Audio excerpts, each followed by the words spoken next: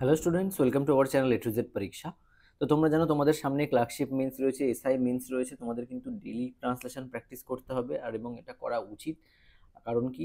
কারণ যত বেশি প্র্যাকটিস করবে তত বেশি তোমরা ইমপ্রুভ করবে এবং নলেজ গেইন করবে, এবং ওয়ার্ডগুলোকে কিভাবে সাজিয়ে লিখতে হবে, কিভাবে কোন টেন্সটা বুঝতে হবে, সেগুলো কিন্তু তোমাদের প্র্যাকটিসের মাধ্যমেই ক্লিয়ার হবে। হ্যাঁ, যত বেশি প্র্যাকটিস করবে তত বেশি তোমাদের কনসেপ্ট ক্লিয়ার হবে এবং কোথায় কিভাবে ইউজ করবে শব্দগুলোকে সেগুলো বুঝতে পারবে।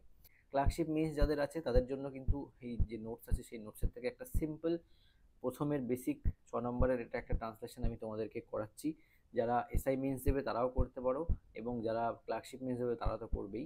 যারা বিগিনার্স, ঠিক আছে, এগুলো একদম ছোট থেকে একদম অল্প অল্প থেকে তোমাদের শেখার জন্য সেইভাবে নোটসগুলো প্রিপেয়ার করা হচ্ছে। ঠিক আছে, দেখো, প্রথমে আরেকটা কথা বলবো, তোমরা যারা প্রিপারেশন করছো অবশ্যই চ্যানেলটাকে সাবস্ক্রাইব করে নিও। যারা প্রথমবারের জন্য ভিডিওটা দেখছো, তোমাদের প্লেলিস্ট করে রাখা আছে, লাস্টে গিয়ে প্লেলিস্টে ক্লিক করলে পুরো সিরিয়াল ওয়াইজ তো সমস্ত কিছু দেখতে পাবে। পিকে দে সরকারের প্রেসি ট্রান্সলেশন এগুলো আমরা করাচ্ছি, এছাড়া এক্সট্রা ট্রান্সলেশনও তোমাদের এক্সাম ওরিয়েন্টেড আমরা করাচ্ছি। ঠিক আছে, তো চলো আজকে ভিডিওটা শুরু করি। দেখো কিভাবে তোমাদের ছোট ছোট ট্রান্সলেশনগুলো বুঝে বুঝে করতে হবে। হ্যাঁ, দেখো, ফার্স্টে কি বলেছে যে ভারতবর্ষ একটি নদীমাতৃক দেশ। ঠিক আছে, খুব সিম্পল, ভারতবর্ষ একটি নদীমাতৃক দেশ। এবারে এই সেন্টেন্সটা যখন তুমি লিখবে তখন কিভাবে তুমি লেখাটা লিখবে, ভারতবর্ষ একটি নদীমাতৃক দেশ। আচ্ছা, ফার্স্টে আমাকে দেখতে হবে এটা কোন প্যাসেজটা, এটা যে সেন্টেন্সটা রয়েছে, যে তুমি তোমাদের অ্যাসাইনমেন্টসে লাইন বাই লাইন আসে, মানে এক একটা লাইনের জন্য 2 নম্বর করে থাকে, আর বাকি ক্লার্কশিপের জন্য এক একটা এরকম প্যারাগ্রাফ দিয়ে দেয়, বড় প্যারাগ্রাফ থাকে, ছোট প্যারাগ্রাফও থাকে। একদম আগের বার যেটা দিয়েছিল একদম সিম্পল প্যারাগ্রাফ দিয়েছিল, তো সেই রকমভাবেই কিন্তু এগুলো সাজানো। হ্যাঁ, তো তোমরা এইভাবে করার চেষ্টা করবে যেভাবে আমি বলে দিচ্ছি। দেখো, ভারতবর্ষ একটি নদীমাতৃক দেশ, মানে এটা কি লিখবো, আগে সাবজেক্ট, আগে তুমি দেখো প্রেজেন্ট টেন্সে বলা রয়েছে, তাহলে সাবজেক্টটা তুমি আগে লিখবে। ভারতবর্ষ একটি নদীমাতৃক দেশ, কি লিখবো, দেখো ইন্ডিয়া, ভারতবর্ষ তাই না, একটি নদীমাতৃক দেশ, তাহলে কি হবে, ইজ এ, দেখো নদীমাতৃক, নদীমাতৃকের ইংরেজিটা কি হবে, এইগুলো তোমাদেরকে জানতে হবে। এই নদীমাতৃক মানে রেভারাইন, RIVERINE, রেভারাইন কান্ট্রি, বোঝা গেল।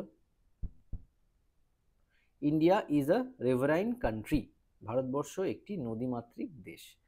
আচ্ছা, এটা গেল আমাদের ফার্স্ট লাইন হলো। এইবারে পরেরটা কি বলেছে দেখো ভালো করে, এখানে অসংখ্য নদী প্রবাহিত হয়, যেমন গঙ্গা, নর্মদা এবং কৃষ্ণা ইত্যাদি। তাহলে কি লিখবো, সিম্পল, দেখো একদম সিম্পল। তোমাদের জন্য যে নোটসগুলো দেওয়া হচ্ছে সেগুলো একদম সিম্পল নোটস, তোমরা জয়েন করে যেও যদি পারো, খুব বেনিফিশিয়াল হবে, এইটুকু আমি তোমাদেরকে বলবো যাদের ক্লার্কশিপ মিন্স রয়েছে। এছাড়া এসআই মিন্সের ব্যাচও কিন্তু চলছে। এসআই মিন্স তোমরা যারা দেবে খুব ভালো করে এই সমস্ত মানে ট্রান্সলেশনগুলোর প্র্যাকটিস করো বেশি বেশি করে। যত বেশি তোমরা প্র্যাকটিস করবে তত বেশি কিন্তু তোমরা কী হবে, এখান থেকে অনেক বেশি তোমাদের নলেজ অ্যাকিওর করতে পারবে। হ্যাঁ, মেইনলি হচ্ছে প্র্যাকটিস। মনে রাখবে, তোমার খাতা চেক করবে, তোমার মধ্যে যদি এই যে নদীমাতৃক শব্দটা, এটা যদি তুমি মিনিংটাই না জানো, ওয়ার্ডটা কি লিখবে, তাহলে তো তোমার এক্সামে ছেড়ে আসতে হবে।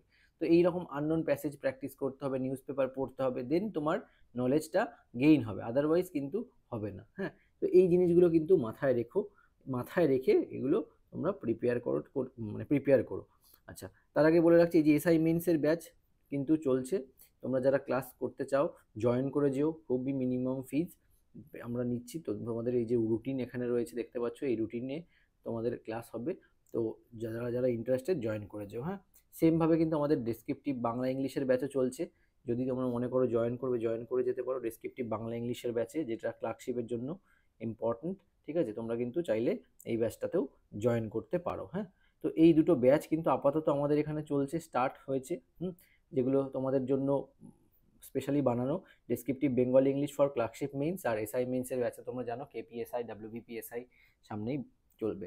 আচ্ছা, আর আগের থেকে প্রিপারেশন নিলে কি হবে, তোমাদের অনেকটাই লাভ হবে। হ্যাঁ, তো দেখো এরপরে কি বলেছে, এখানে অসংখ্য নদ নদী নদী প্রবাহিত হয়, এখানে অসংখ্য নদী, অসংখ্য, দেখো এখানে অসংখ্য বলতে অসংখ্যকে কি লিখে, অসংখ্য মানে অনেক, প্রচুর, নিউমেরাস। হ্যাঁ, তাহলে কি লিখতে পারি, নিউমেরাস, NUMEROUS, নিউমেরাস মানে অসংখ্য। ঠিক আছে, নদী, নদীকে কি লিখবো, রিভার্স, নিউমেরাস রিভার্স কি কি, এখানে অসংখ্য, যেমন নিউমেরাস রিভার্স কি কি আছে সেগুলোর নাম লিখতে লাগবে। সাচ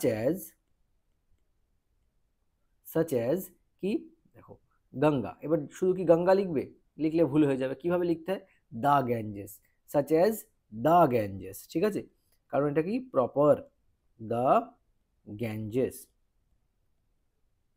বোঝা গেছে, কমা দা নর্মদা, নর্মদা, মনে থাকে যেন এই জিনিসগুলোকে, কিন্তু এই জায়গাগুলোই তোমাদেরকে শিখতে হবে, বুঝতে হবে, এর জন্য প্র্যাকটিস করতে হবে, হ্যাঁ, the Ganges, the Narmada, proper noun একটাই আছে, সেই সেন্স এগুলো কিন্তু খুব ইম্পর্ট্যান্ট, এই ছোট ছোট জিনিসগুলো তোমাদের মাথায় রাখতে হবে, দ্য গঙ্গা, গঙ্গাকে গ্যাঞ্জেস লেখা হয় ইংলিশে, হ্যাঁ, দ্য নর্মদা, অ্যান্ড আর কি কৃষ্ণা, তাই না, তাহলে and the Krishna, the Krishna etcetera, ইত্যাদি বলেছে, ইটিসি, বোঝা গেল, কমা ফ্লো, এবার ভাবটা দেব, ফ্লো হিয়ার, দেখো প্রেজেন্ট টেন্স, এখানে ফ্লো কেন হলো, ফ্লোজ কেন হলো না, কারণ দেখো এখানে সাবজেক্ট কি আছে, প্লুরাল নাম্বার আছে, নর্মদা, গঞ্জেস, এগুলো কি প্লুরাল, অনেকগুলো নাম দেওয়া আছে, হ্যাঁ, নিউমেরাস রিভার্স বলা আছে, আচ্ছা সেই কারণে কিন্তু এখানে ফ্লো হলো, বোঝা গেছে তো, এখানে কিন্তু প্রেজেন্ট ইনডেফিনিট টেন্সে আগে যেগুলো করিয়েছিলাম তোমরা জানো, যারা দেখেছো তারা জানো, যে আমাদের যে রুল কি, subject plus V1 plus object, আর সাবজেক্ট যদি থার্ড পার্সন সিঙ্গুলার নাম্বার হয় তাহলে ভার্বের সঙ্গে আমাদের এস বা ইএস যোগ করতে হয়, কিন্তু এখানে কি আছে, এখানে প্লুরাল নাম্বার, তাই আমরা ভার্বটাকে অ্যাজ ইট ইজ সেরকমই রেখে দেবো, ফ্লো, তাই না, ইত্যাদি প্রবাহিত হয়, প্রবাহিত হওয়াটাই ভার্ব, সেটা হবে ফ্লো, হলো, নদীগুলো কৃষির জন্য খুবই গুরুত্বপূর্ণ, কারণ তারা জমিতে পলিমাটি এনে দেয়, এটা আমরা কি করব, এখানে কিন্তু দেখো একটা ক্লজ আনতে হবে, তাই তো, ক্লজ দিয়ে সেন্টেন্সটাকে বড় করা হয়েছে, করতে হবে তোমায়, ঠিক সেইভাবে কি লিখবো, দেখো নদীগুলো কৃষির জন্য খুবই গুরুত্বপূর্ণ, অর্থাৎ দিজ রিভার্স, তাই না, দিজ রিভার্স, আচ্ছা দিজ কেন হলো, দিজ হচ্ছে প্লুরাল ফর্ম, THIS, দিস মানে এই, আর দিজ হচ্ছে THEAC, দিজ মানে হচ্ছে প্লুরাল, মানে এইগুলো, তাহলে এই নদীগুলো, দিজ রিভার্স বসবে এখানে, হ্যাঁ, আর ভাইটাল,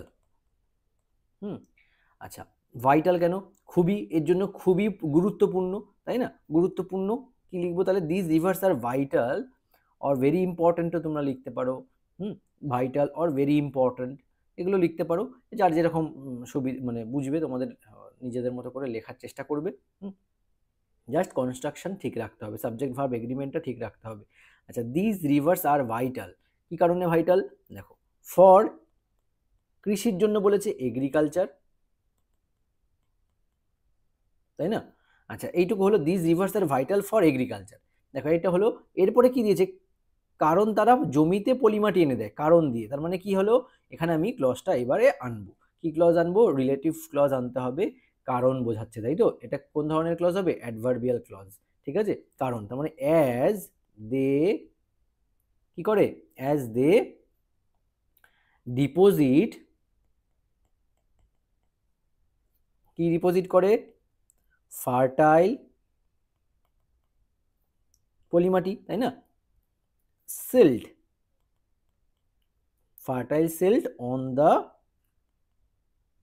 ল্যান্ড, বোঝা গেছে, fertile silt on the land, কারণ কি উপরে জন্মাচ্ছে, সে কারণে কি প্রিপোজিশন ইউজ করব, অন ইউজ করব, তাই না, this rivers are vital for agriculture, as কেন vital, as they deposit fertile silt on the land, তো এই জিনিসগুলো তোমাদেরকে জানতে হবে, এই যে ফার্টাইল সিল্ট পলিমাটি, এগুলো প্র্যাকটিস না করলে, না পড়লে তোমরা জানতে পারবে না, এগুলো তোমাদের কেউ শেখাতে পারবে না, এগুলো তোমাদেরকে কি পড়তে হবে, তোমাদের করতে হবে, প্র্যাকটিস করতে হবে, লিখতে হবে, পড়তে হবে বারবার করে, তাহলে গিয়ে তোমাদের এইগুলো জানতে সুবিধা হয়, বা লিখতে তোমরা অ্যাপ্লাইও করতে পারবে খাতায়, সেই কারণে আমি বলবো যত আগে থেকে সম্ভব জয়েন, মানে কোনো জায়গায় জয়েন করো, কোনো কিছু পড়ো, গাইডেন্সের আন্ডারে যাও, ঢুকে যাও, তাহলে কি হবে, তোমাদের অনেক সুবিধা হবে এই এই সমস্তগুলো করার জন্য, হ্যাঁ, আচ্ছা ফার্টাইল সিল্ট, এবার লাস্ট লাইনটা কি বলে দেখো, নদী পরিবহনও গ্রামীণ এলাকার মানুষদের জীবনকে সহজ করে তুলেছে, নদী পরিবহনও গ্রামীণ এলাকার মানুষদের জীবনকে সহজ করে তুলেছে,